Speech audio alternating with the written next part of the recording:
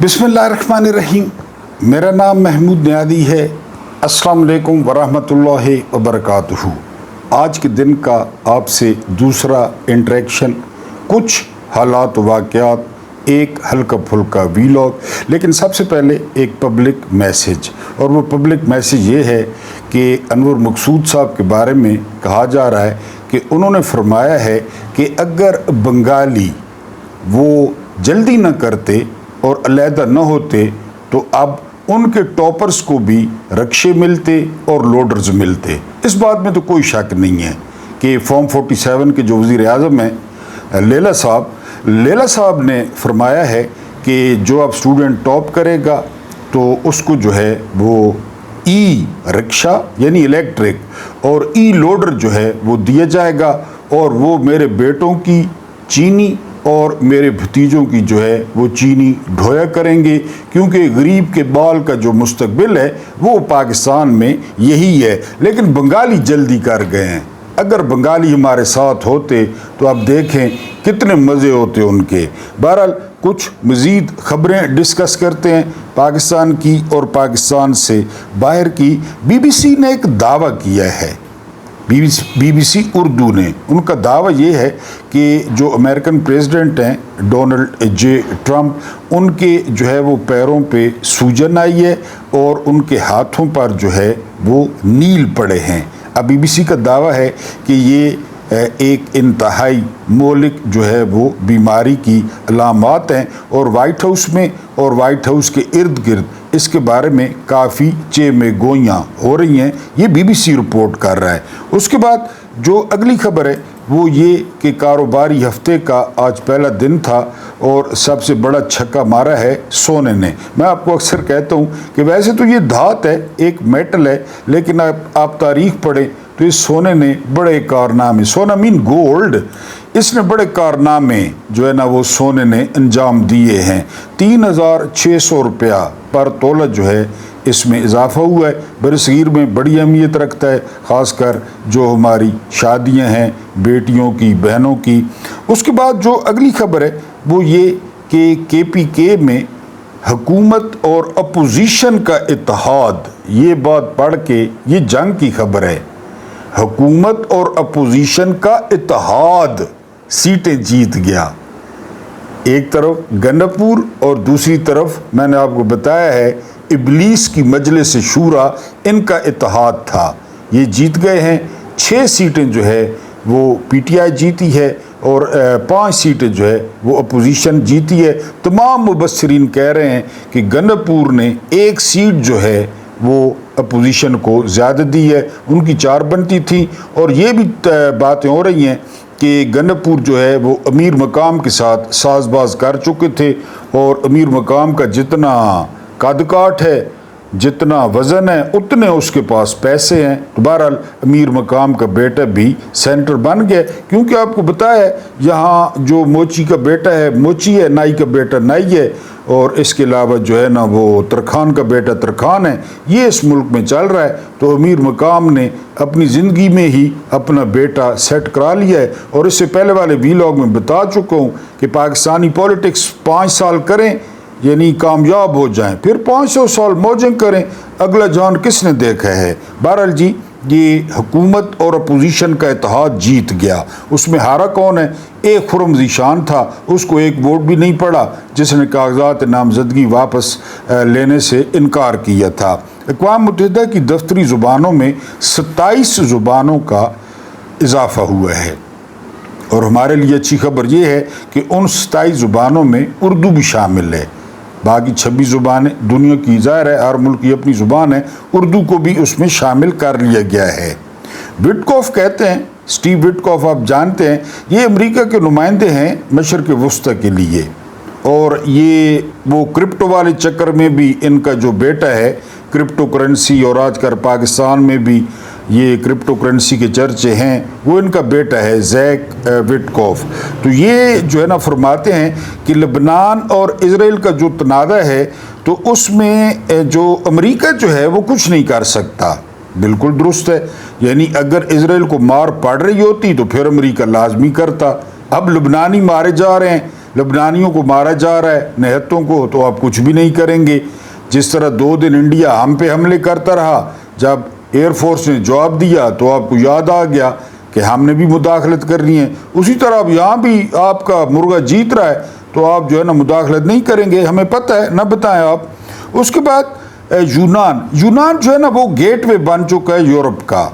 गैर कानूनी जो लोग जाते हैं कश्तियों के ज़रिए, बाग के एजेंटों के ज़रिए, तो यूनान ने अब कानून पास किया है कि या जेल या वहीं से पकड़ के जिस वतन से वापस आए हैं उधर ही भेजा जाएगा, और जिस तरीके से आए हैं उसी तरीके से वापस भेजा जाएगा। मेरी दरख्वास्त है नौजवानों से कि अल्लाह न नौ ने 40-40 लाख 36-36 लाख रुपया क्यों देते हैं खुदा के बंदो। इधर कारोबार कर लो, इधर रेडी लगा लो, इधर कोई होटल खोल लो, कोई दुकान बना लो। लाजमी तो सामान की गोरियां तकड़ियां और गोरियां या टंगन तकड़ियां। बहरहाल अब यूनान ने कहा है कि या जेल भेजेंगे या जिस तरह आए हैं ना उसी तरह वापस भेजेंगे, अगो तुम्हारी मर्जी है। उसके बाद जो अगली खबर है, डॉक्टर आफिया सिद्दीकी के मामले पर हुकूमत ने कहा था कि हमें कोई दिलचस्पी नहीं है। यानी कोई doctor Aafia Siddiqui Raymond Davis थोड़ा ही है। रेमंड डेविस का 2-3 दिन में हमने मामला हल कराया था। उस वक्त DGIS आए थे, शुजा पाशा जनरल जो है ना वो अशफाक परवेज कियानी आर्मी चीफ थे। उन्होंने रेमंड डेविस को सगी फुफी न पुत्र न दर्जा दिता, जिसने पाकिस्तानियों को बेदर्दी से मार दिया था। और रेमंड डेविस को मेरे ख्याल है 3-4 दिनों में अमेरिका पहुंचा दिया गया। हर किसी को पता था जासूस है। और रेमंड डेविस का जो वकील था वो ये जो ज़ुबान दराज औरत है पंजाब की वज़ीर इत्तलात अज़मा बुखारी, इसका बाप था और पीछे भाई लोग थे। तो डॉक्टर आफिया सिद्दीकी जो है कोई रेमंड डेविस थोड़ा ही हैं। और फिर जर्नैलों ने बेचा। मैंने आपको बताया ना, जर्नैल चाहते हैं आफिया सिद्दीकी जिंदा वापस ही ना आए। वो और भी बहुत कुछ बताया गया कि और उन्होंने क्या क्या बेचा। बहरहाल इजाज़ इसाक खान जस्टिस ये आइन के पाबंद हैं, ये लेला जज नहीं है। इन्होंने पूरी काबीना और वज़ीर आज़म को तौहीन अदालत का नोटिस जारी कर दिया है। अगर आप खुश हों कि जी तौहीन अदालत में हुकूमत चली जाएगी या ये, ऐसा कुछ नहीं होगा। बहरहाल उन्होंने अपना फ़र्ज़ पूरा किया है और उन्होंने कहा है कि आप क्यों नहीं पैरवी कर रहे या आप जवाब क्यों नहीं दे रहे। उन्होंने जो है ना ये कर दिया है जी, तौहीन अदालत का नोटिस जारी कर दिया है वज़ीर आज़म को और पूरी काबीना को। उसके बाद जो अगली खबर है, ये खबर जो है ये भी BBC की है। BBC ने पोल खोला है कि 167.51 167.51 ये जो है ना वो पेट्रोल पहुंचता है सारे अखराजात के बाद पाकिस्तान को, और आपकी टैंकी में पहुंचता है 272.5 272.5। अब आप फ़र्क निकाल लें, 167 रुपये सारा, सॉरी हाँ 167 रुपये का हुकूमत को पड़ रहा है और आपको वो दे रही है 272.5 का। अब आप फ़र्क निकाल लें, फ़ी लीटर मोटरसाइकिल वाला, चिंची वाला, लोडर वाला, रिक्शे वाला, फ़ी लीटर वो इन सांपों को कितना दे रहा है। और ये सांप ये स्वीट्स बना रहे हैं 7 अरब के 104 स्वीट्स, और पंजाब काबीना में इजाफा भी हो रहा है। ये BBC की रिपोर्ट है कि आपकी टैंकी तक 272.5 का पहुंचता है। उसके बाद मुंबई धमाके और लश्कर तैयबा जो है ना वो मुलविस है, पाकिस्तान मुलविस है, फलां वो जो 12 मुलजमान थे उनको भी बरी कर दिया गया है। और सवाल उठाया जा रहा है कि लोगों को जो इतना अरसा अंदर रखा, इसमें संजय दत्त का नाम भी आया था और भी बहुत सारे नाम थे। अब जो है ना अदालत ने उनको बरी कर दिया है कि वैसे आपके साथ गपशप करनी थी, आपको जेल में रखना था। फिर आपको पता है RSS यानी इंडिया में जो बुराई हो रही है उसके पीछे जो है वो RSS है। वो एक बड़े मशहूर अदाकार हैं जो है ना वो इंडिया के, उन्होंने कहा है कि इंडोनेशिया में जो है वो 98% मुसलमान हैं और 2% जो है वो हिंदू हैं। लेकिन इंडोनेशिया में 11,000 मंदिर हैं, 11,000 मंदिर। लेकिन आज तक इंडोनेशिया में मुसलमानों और हिंदुओं का जो है ना वो सूत्र का झगड़ा नहीं हुआ। और फिर वो खुद कहते हैं इसकी वजह ये है कि इंडोनेशिया में RSS नहीं है। मैं आपको कई दफ़ा बता चुका हूँ कि खून इनकी खुराक है, दहशत इनकी खुराक है, खौफ इनकी खुराक है, कत्ल करना, कमज़ोरों पे जुल्म करना, ये आरएसएस का नज़रिया है। आपको अच्छी तरह याद होगा जिस तरह नाज़ी जर्मनी था हिटलर का, बिल्कुल उसी तरह की ये फोर्स है, लेकिन ये उनसे ज़्यादा ब्रूटल है। तो जो है ना, ये अदाकार कहते हैं कि वहाँ कोई रोला नहीं है चूँकि वहाँ पे आरएसएस नहीं है। उसके बाद जो अगली खबर है ये भी बीबीसी ने ब्रेक की है और बड़ी हैरान कौन खबर है। यानी आपने शायद ज़िंदगी में ऐसी खबर पहली दफ़ा आप सुन रहे हो, जिसने बीबीसी नहीं सुनी। तो बच्चे स्मगल हो रहे हैं करोड़ों रुपया लेकर माओ के पेट में। सुना पहले कभी? यानी एक माँ पेट से है, 8 महीने 7 महीने या 9 महीने, शुरू के 9 महीने हो गए तो उसको वो ले जाते हैं भावलपुर। बच्चा बिक जाता है, इंडोनेशिया में बिक जाता है बच्चा, इंडोनेशिया में, और भावलपुर सिंगापुर जाकर हवाले कर दिया जाता है। 14 ऐसी माएँ गिरफ्तार हुई, करोड़ों का बिजनेस। सुना था पहले कभी? इंसान क्या शय है यार, इंसान अशरफुल मखलूकात। लेकिन आज के इंसान से बड़ा लानती आपको नजर आता है, हालांकि इस्लामी मुल्क है। पेट में बच्चा बेच दिया, पेट में। पता नहीं आप मेरा पॉइंट समझ रहे हैं कि नहीं। और फिर हामला माँ को ले गया, उधर बच्चा हुआ, बच्ची हुआ, पेट में सौदा हो जाता है, और ये करोड़ों का बिजनेस है। ये इंडोनेशिया पुलिस ने गिरफ्तार किए हैं और उन्होंने जो है वो इंकशाफ किया है। तो बहरहाल ये मेरे लिए बहुत ही जो है वो हैरान कौन खबर थी। मैंने ज़िंदगी में ऐसी खबर बहरहाल पहले नहीं पढ़ी। मैंने कहा अपने जो है ना वो साझा कर लूँ अपने मोअज़्ज़िज़ व्यूअर्स के साथ। अगर हम वीलॉग पे आएँ तो केपीके में सेनेट के इलेक्शन हुए और 6 सीटें पीटीआई ने जीती। उसमें एक एटीएम है मिर्ज़ा अफरीदी। बहुत ज़्यादा पैसे हैं इनके पास, बहुत ज़्यादा पैसे हैं, जितना आप सोच सकते हैं ना उतने पैसे हैं। वो जो है ना गंडापुर उसके पीछे बावले हो गए थे, और ये मेरा ख्याल है पहली या आखिरी मोहब्बत थी गंडापुर की मिर्ज़ा अफरीदी। मुझे तो मिर्ज़ा अफरीदी में ऐसी कशिश नज़र नहीं आती, लेकिन गंडापुर जो है ना ये आखिरी मोहब्बत थी उसकी कि मिर्ज़ा अफरीदी सेनेट में पहुँचे ही पहुँचे। बहरहाल मिर्ज़ा अफरीदी सेनेट में पहुँच गए। 6 सीटें जीती हैं पीटीआई ने और 5 सीटें जीती हैं अपोजिशन ने। अमीर मकाम का बेटा भी जीत गए, और इसके अलावा नूरुल हक कादरी अच्छे उम्मीदवार थे, वो जीत गए हैं। इसके अलावा जो है ना वो सबसे जो इम्पोर्टेंट उम्मीदवार थे फैसल जावेद, वो जीत गए हैं। आप जानते हैं इसके पीटीआई के या इमरान खान के स्टेट सेक्रेटरी हैं पहले दिन से, और मिडिल क्लास ही हैं, कोई पैदा शायद नहीं है उनके पास। जो शिकस्त हुई है, जो सुर्ख दायरा लगा था, वो 2 बंदों पे था।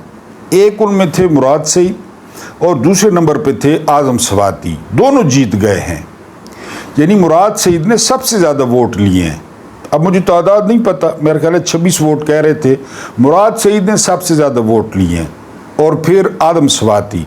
इन दोनों पे मेरा ख्याल है कोई दर्जन से ज़्यादा एक बंदे पे केसेस हैं। और इमरान खान के बाद अगर कोई पीटीआई में हिट लिस्ट पर है, या जिससे सिस्टम बहुत ज़्यादा नफरत करता है, या दूसरे लफ्ज़ों में सिस्टम जिससे बहुत ज़्यादा डरता है, वो है मुराद सईद। मुराद सईद को इमरान खान का ट्रम्प कार्ड भी कहते हैं कि ये तुर्प का पत्ता है। ये उस वक्त आएगा सामने जब बिल्कुल हर तरफ से रास्ते बंद कर दिए जाएंगे। अभी भी बंद हैं, खैर आपके सामने अदालत, सारा पुलिस, सारा सामने। और दूसरा आज़म स्वाति भी बहुत खटकता है भाई लोगों को। आज़म स्वाति भी आप देखते हैं किस तरह जो है ना वो बोलता है। फिर इन्होंने सुर्ख दायरे भी लगा रखे थे। बहरहाल जी वो सुर्ख दायरे मिट गए, जो है ना मुराद सईद भी जीत गए हैं, आज़म स्वाति भी जीत गए हैं। अब एक और बहस छिड़ गई है। वो बहस ये है कि आया मुराद सईद हलफ लेंगे, वो सेनेट में आएंगे। ये भी कहा जा रहा है कि पीटीआई ने सीट ज़ाया कर दी है मुराद सईद की शक्ल में। बहरहाल वक्त एक जैसा नहीं रहता। मुराद सईद 6 साल के लिए सेनेटर बने यहाँ पाकिस्तान में, एक पल का जो है वो पता नहीं होता। आज एहसन भून का बयान चल रहा था, ये भी ले ले हैं। एहसन भून साहब वकील हैं, साहब का जज हैं, नून लीग की नाक का बाल हैं, ये कह रहे थे कि बेनज़ीर कहती थी कि 3A में से ना 2A वो आपके साथ होंगे तो आप हुकूमत बनाएंगे। यानी 3A कौन से थे? अवाम पहले नंबर पे, दूसरे नंबर पे आर्मी, तीसरे नंबर पे अमेरिका। इन तीनों में से 2 का होना ज़रूरी है, 2 का होना। अब आप खुद ओकेशन बना लें, यानी या तो अवाम और आर्मी आपके साथ हों या आर्मी और अमेरिका, ये इनके साथ। अब आर्मी और अमेरिका है ना, अवाम तो इनके साथ नहीं है। यानी बात बड़े पते की है बेनज़ीर ने। ये एहसन बून का बयान है कि जी इन 3 में से 2 ताकतें आपके साथ होनी चाहिए, अमेरिका, आर्मी, अवाम। तो आप 78 साल का खुलासा आपके सामने पेश हो गया है। तो हालात जो है ना वो एक जैसे नहीं रहते। अमरीकी मिजाज का कोई पता नहीं चलता। आजकल उन्होंने ज़िम्मे लगाया हुआ है फील्ड मार्शल साहब के कि इजराइल को तस्लीम करवाएं। आप देख रहे होंगे मोहसिन नकवी अफ़गानिस्तान पहुंच गया है, साक डार ईरान पहुंच गया, कोई किधर भाग रहा है, कोई किधर भाग रहा है। जो है ना वो ग़ुलाम जो है ना वो मिशलें लेकर भाग रहे हैं, क्योंकि उनको टास्क दिया गया है कि आप इजराइल को जो है वो तस्लीम करवाएं। और ये अफ़गानिस्तान भी पहुंच गए हैं। वैसे नहीं पहुंचते, वैसे उनको दुश्मन कहते हैं। बहरहाल ये जो है वो 2 सीटें बड़ी इम्पोर्टेंट गिनी जा रही हैं, एक मुराद सईद वाली और दूसरी आदम स्वाति वाली।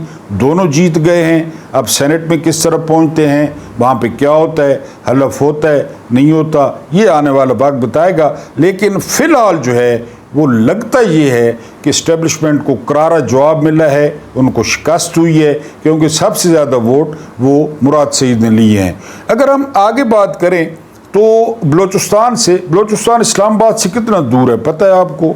और फिर कैसा रास्ता है, कितना दुश्वार गुजार रास्ता है। वहाँ से चंद जवान औरतें, बुज़ुर्ग औरतें, कुछ मर्द, मेरा ख्याल है 20-25 होंगे, वो इस्लामाबाद में आए हुए हैं। और यकीन करें कि जब धूप होती है तो फिर आप जानते हैं जिस तरह गर्मी और हबस है। और आज जो बारिश हुई वहाँ पे, सेंटर मुश्ताक मौजूद थे, असद तूर मौजूद थे, लेकिन उनके इर्द गिर्द क्या किया गया है पता है आपको? बसें खड़ी कर दी गई हैं, गाड़ियाँ बड़ी, कि कोई देखे भी ना, कि कोई देखे और इनके साथ आके बैठ जाए, कोई गैरत खा जाए। पाकिस्तानी, मेरा मतलब है कि औरतें बैठी हैं, लड़कियां बैठी हैं, कपड़े भीग रहे हैं, 4 बंदे ऊपर, क्योंकि उनको टेंट भी नहीं लगाने दिया जाता। उधर ड्रोन हमले हो रहे हैं KPK में। और ये जो घुड़सवार है चीफ जस्टिस, ये खुद पठान है, आफरीदी है, कबायली इलाके से है, लेकिन ये पोलो का खिलाड़ी है। इसने कहा हुआ है कि 2 बजे के बाद पाकिस्तान पे हमला हो जाए, खुदा न खास्ता, मेरे घर कोई फौतगी हो जाए, सुप्रीम कोर्ट गिर जाए, सुप्रीम कोर्ट में आग लग जाए, मुझे आपने नहीं छेड़ना, मैं पोलो खेलता हूँ।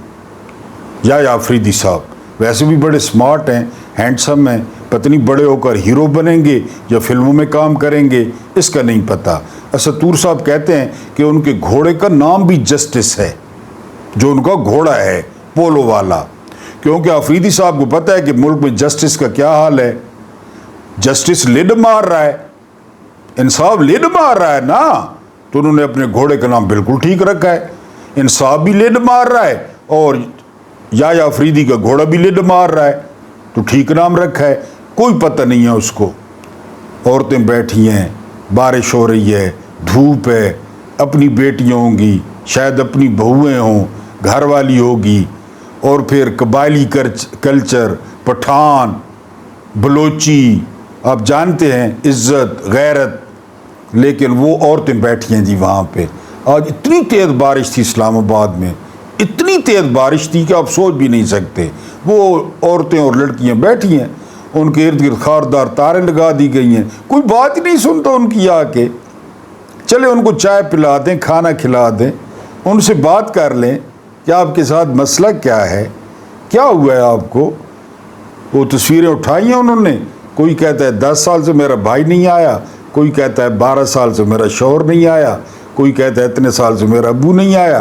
वो इस्लामाबाद में बैठे हैं, लेकिन चीफ साहब जो है वो घोड़े की देखभाल, लेड साफ़ करनी, उसको चने खिलाने, ये सारा कुछ जो है वो कर रहे हैं। उसके बाद आज गज़ा का हमायती, वो बरी हुआ है अदालत से। और किस से बरी हुआ है पता है आपको? उस पर पर्चा था कि ये कातिल है, ये डकैत है, जीरा ब्लेड है और ये दहशतगर्द है। वो कौन था पता है? वो था जमात इस्लामी का सेनेटर मुश्ताक। लेकिन वो वहां पहुंचा हुआ था औरतों के पास। जमात इस्लामी उसको ऑन नहीं करती। जमात इस्लामी कहती है कि हम तो नरम और गर्म गोद में बैठे हैं, हम तो सी टीम है, बी टीम नहीं है, सी टीम है, हम तो तलबे धोते हैं। इसको वो ऑन ही नहीं करते सेनेटर मुश्ताक को। गज़ा के हमायत में इस शख्स ने धरना दिया, इस शख्स ने मुजाहरा किया, इस शख्स को पकड़ा गया, इस शख्स को, और मुकदमा मैंने आपको बताया दहशतगर्द, कातिल, डकैत। और पता नहीं जज को क्या सूझी जिसने बरी कर दिया। हालांकि उम्र कैद बनती थी या सजाए मौत बनती थी कि तुम कौन होते हो गज़ा की हिमायत करने वाले? हमारे वो संगी हैं, हम खुफिया तौर पे वफ्द भेज रहे हैं, हम उनको तस्लीम करने जा रहे हैं। जनरल बाजवा की आखिरी वसीयत थी कि जी हमने इसराइल को तस्लीम करना है, हमें बड़ा फ़ायदा होगा, हमें बड़ा असला मिलेगा, हमारी ज़राअत तरक्की करेगी। और मैंने आपको बताया कि जो यहूदी लड़कियां हैं उनके चेहरे सफ़ेद हैं, बाल काले हैं। हाय हाय हाय हाय हाय। तो वो जो है ना, वो कि हम तो तस्लीम करने जा रहे हैं, हमारी तो बेंजामिन नेतन्याहू के साथ जराना है, सारा तो संगी है। सादा दुश्मन इमरान है, सारा दुश्मन बेंजामिन नेतन्याहू तो नहीं, सारा दुश्मन मोदी तो नहीं, सारा दुश्मन तो इमरान है। जेड़ा साडे रोदी ने पिछे, जेड़ा इस चक्कर कि इत्थे खल्के खुदा राज करे, इधर बंद कमरों में फैसले ना हो, वो हमारी रोदी के पीछे पड़ा हुआ है, वो हमारी बदमाशी के पीछे पड़ा हुआ है, वो हमारी खड़पैंची के पीछे पड़ा हुआ है। तो बहरहाल जी सेनेटर मुश्ताक को अब वो जज ने क्यों बरी कर दिया है मुझे तो नहीं पता, वरना सेनेटर मुश्ताक की जो सज़ा है वो कम अज़ कम 6 दफ़ा फांसी और 9 दफ़ा उम्र कैद बनती थी कि उसने गज़ा के हक़ में, फ़लस्तीनियों के हक़ में जो है ना वो धरना दिया और मुजाहरा किया। अपनी बीवी गिरफ़्तार करवाई, अपनी बेटी गिरफ़्तार करवाई, अपना बेटा गिरफ़्तार करवाया गज़ा के लिए। बहरहाल ये ऊपर जो है ना वो कहीं पे मेरे एक मोहतरम व्यूअर्स कहते हैं कि जी अल्लाह हर जगह मौजूद है। ज़ाहिर है मुझे भी पता है शराक से ज़्यादा करीब है, लेकिन एक मुहावरा बना हुआ है, हम ऊपर की तरफ देखते हैं, जो ऊपर इशारा करते हैं तो ये लामती होता है। अल्लाह माफ़ करे, हमारा अक़ीदा है कि अल्लाह हर तरफ मौजूद है और शराक से ज़्यादा करीब है। तो हिसाब कहीं पर तो लिखा जा रहा होगा, स्कोर कार्ड तो लिखा जा रहा होगा ना कि जब तुम हक़ नहीं कहते तो चाहे तुम चकले में खड़े हो या मस्जिद में खड़े हो, कोई फ़र्क ही नहीं पड़ता। उसके बाद हम छोटे छोटे थे ना, तो आपने भी देखा होगा कि कश्मीर की आज़ादी तक उधार बंद है। ये आपने देखा होगा, सुना होगा, मैंने तो देखा है। बहरहाल तो ना कश्मीर आज़ाद होगा और ना उधार खुलेगा। ये कहा है बैरिस्टर सुलेमान अकरम राजा, काफ़ी गुस्सा करते हैं, मेरे बड़े फेवरेट हैं, बोलते बड़ा स्टाइल से हैं, बाल बड़े स्टाइल से रखे हुए हैं, गाड़ी भी इनकी बड़ी ज़बरदस्त है, स्टाइलिश गाड़ी है। वो कहते हैं कि पहले जज आज़ाद होंगे फिर इमरान खान आज़ाद होंगे। आप बताएं जज कब आज़ाद होंगे? कोई आपको पता हो किसी सन का, तारीख का? क्योंकि जो फील्ड मार्शल साहब हैं तकरीबन यानी मैंने जो हिसाब लगाया है, क्योंकि मैं हाथ भी देखता हूँ, मैंने जो हिसाब लगाया है तो वो तकरीबन हैं 350 साल तक वो फील्ड मार्शल रहेंगे। 350 मेरा हिसाब कहता है, और मेरा हिसाब जो है यकीन करें, आप कहें कि मेरा हिसाब गलत हो सकता है, सवाल ही पैदा नहीं होता। आप कमेंट्स में अपने हाथ की तस्वीरें भेजें, फिर देखें कि मैं बताता हूँ कि आपने जो है ना आपका क्या होगा। तो मेरा हिसाब गलत नहीं होता। सुलेमान अकरम राजा कहते हैं जज आज़ाद होंगे तो इमरान आज़ाद होंगे। जज कब आज़ाद होंगे? अब मैंने आपको बताया 350 साल। ये मेरा हिसाब कहता है, मैंने सारा हिसाब लगाया है, हाथ देखा है, इस्तिखारा किया है। यकीन करें, फील्ड मार्शल साहब रहेंगे 350 साल। फील्ड मार्शल भी रहेंगे, आर्मी चीफ भी रहेंगे और सारे स्याह सफ़ेद के मालिक भी होंगे। और ये भी ये मेरा आप ये लिख के रख लें, जो मेरा वजदान कहता है, जो मेरा इल्म नजूम कहता है, वो ये कि वो सदर बनने वाले हैं अनकरीब। ये आप लिख लें, कागज़ कढ़ो, लिख लो कि ये जड़ा है ना जी एक पहुंची हुई सरकार जड़ा है ना जी, यानी मैं इतना पहुंचो यहाँ कि कई दफ़ा मैं सैन में पहुंचे ना, कई दफ़ा मैं जुए खाने ते पहुंचे ना, इतना पहुंचो यहाँ मैं। तो मेरे को मजाक समझने हो? नहीं, मैं मजाक ना, मैं बहुत पहुंची हुई चीज़ हाँ। तो सुलेमान अकरम राजा साहब न जज आज़ाद होंगे न इमरान खान बाहर आएंगे, क्योंकि फील्ड मार्शल साहब 350 साल तक हैं। अल्लाह पाक आपको आसानियाँ अता फरमाए, आसानियाँ बांटने की तौफीक अता फरमाए। मेरा रब करीम आपके और मेरे मरहूमीन की मग़फ़िरत फरमाए, उनके साथ अदल का नहीं रहम का और एहसान का मामला फरमाए। मुझे बर्दाश्त करने का बहुत बहुत शुक्रिया।